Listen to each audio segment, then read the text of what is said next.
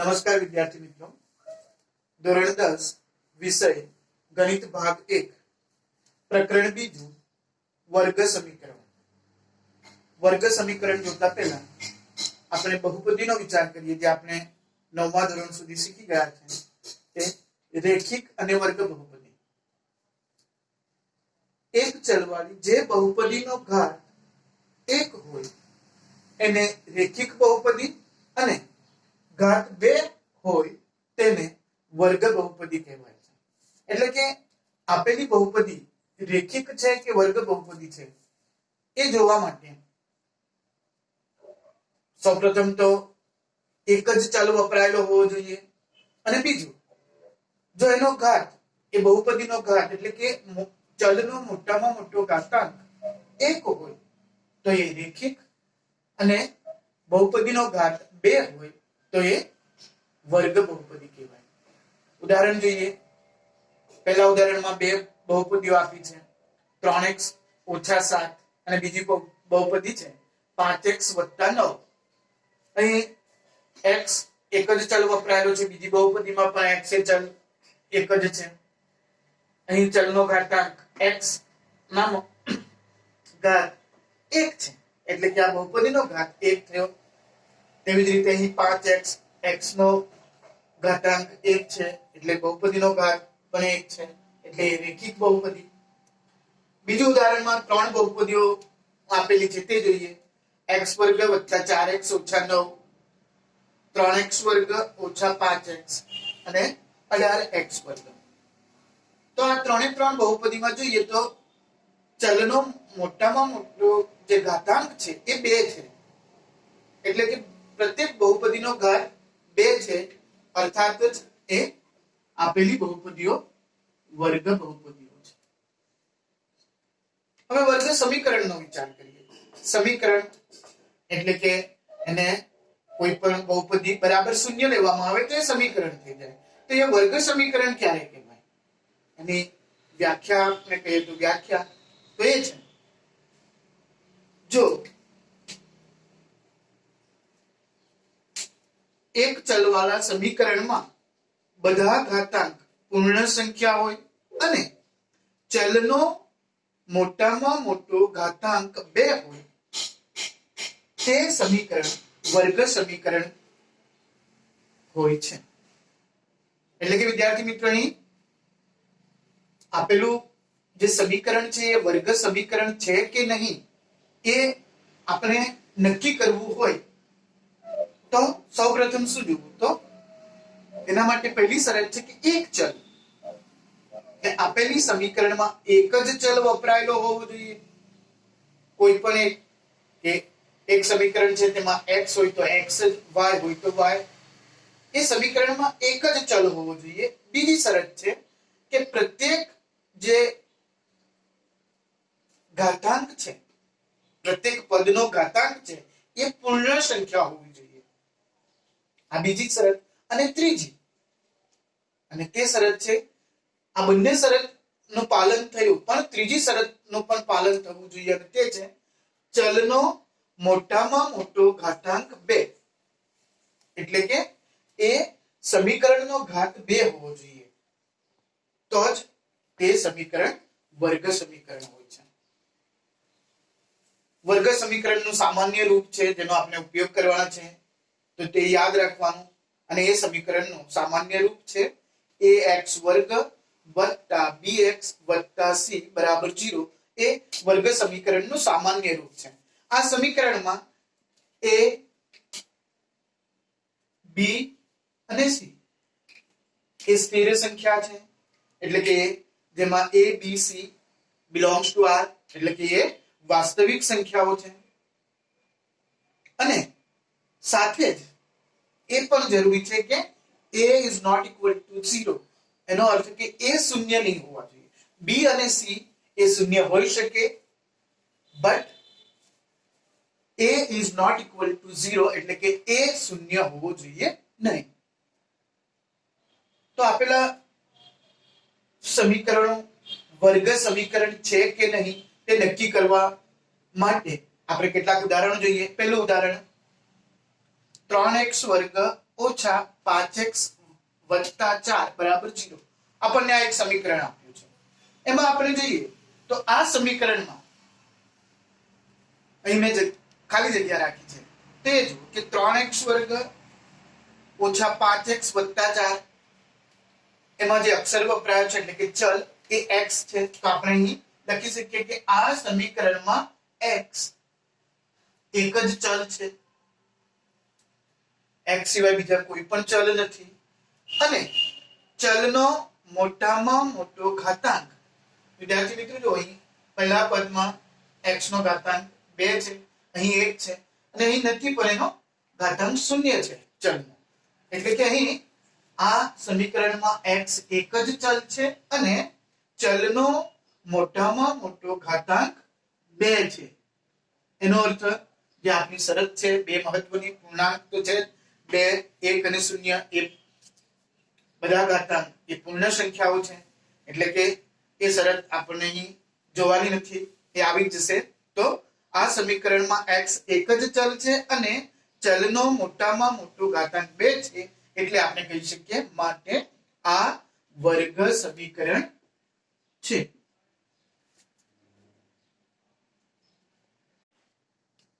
હવે બીજું ઉદાહરણ જોઈએ. m નો ઘન ઓછા 5m વર્ગ વત્તા 4 બરાબર 0. આ સમીકરણ જોઈએ તો આ સમીકરણમાં ખાલી જગ્યા એક જ ચલ છે, જે આપણે જોઈ શકીએ કે એમાં m એ ચલ વપરાયેલો છે. તો આ સમીકરણમાં m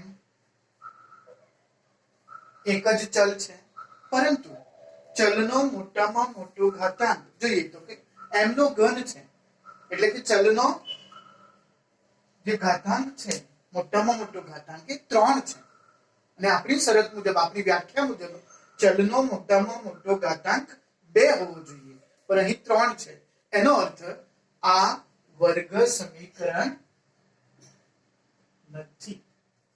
તો આ રીતે આપણે વર્ગ સમીકરણ છે કે નહીં એના માટે બે શરતો ખાસ ધ્યાન રાખવાની. એક તો આપેલા સમીકરણમાં એક જ ચલ વપરાયેલો હોવો જોઈએ, અને બીજું ચલનો મોટામાં મોટો ઘાતાંક 2 હોવો જોઈએ.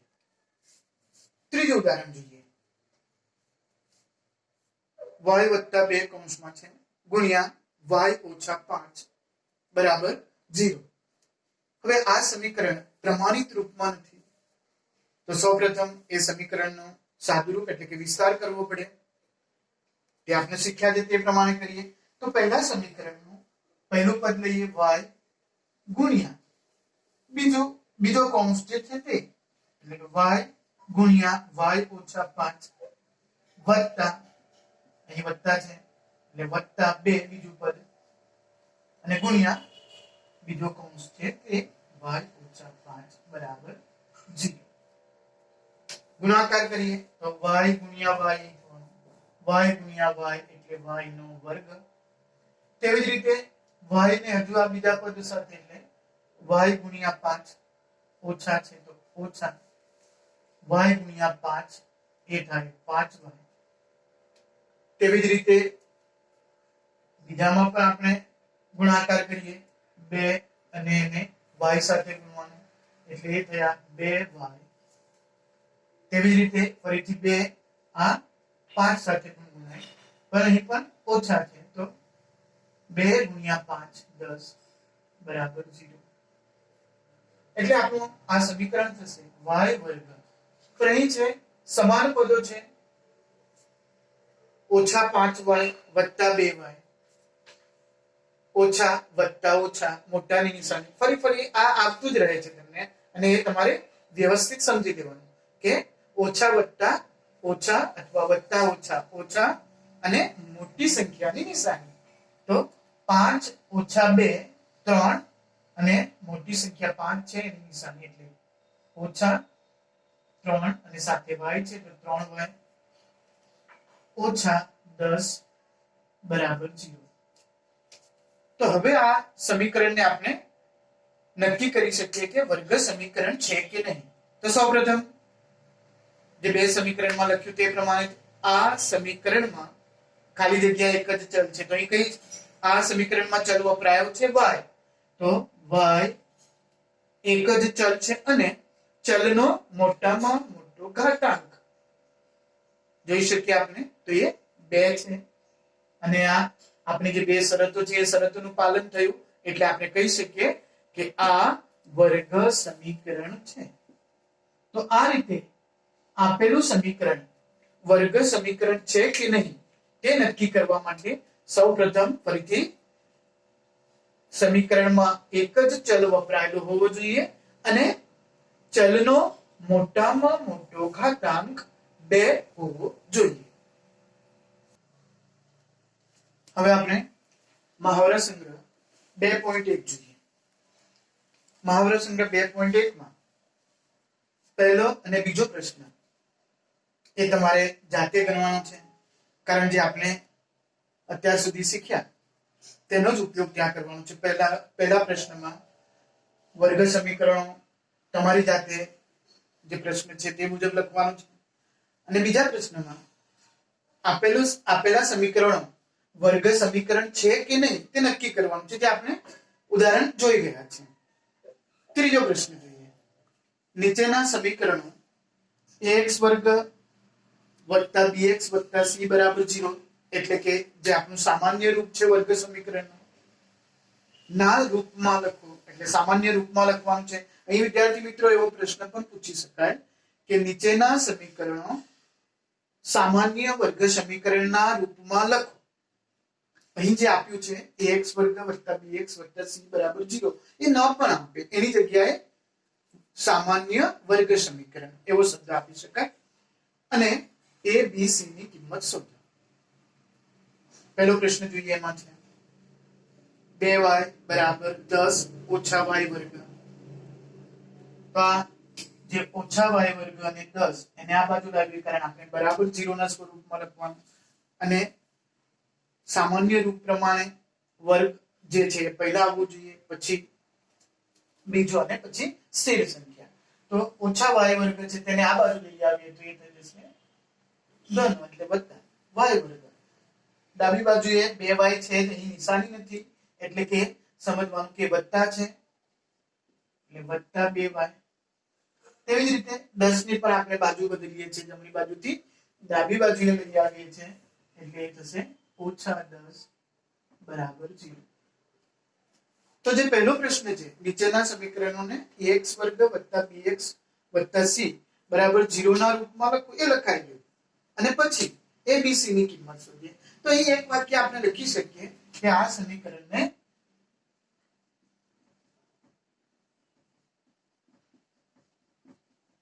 આપણે જે આપણું સામાન્ય રૂપ છે તે સાથે સરખાવીએ એટલે ax વર્ગ વત્તા bx વત્તા c બરાબર 0 સાથે સરખાવતા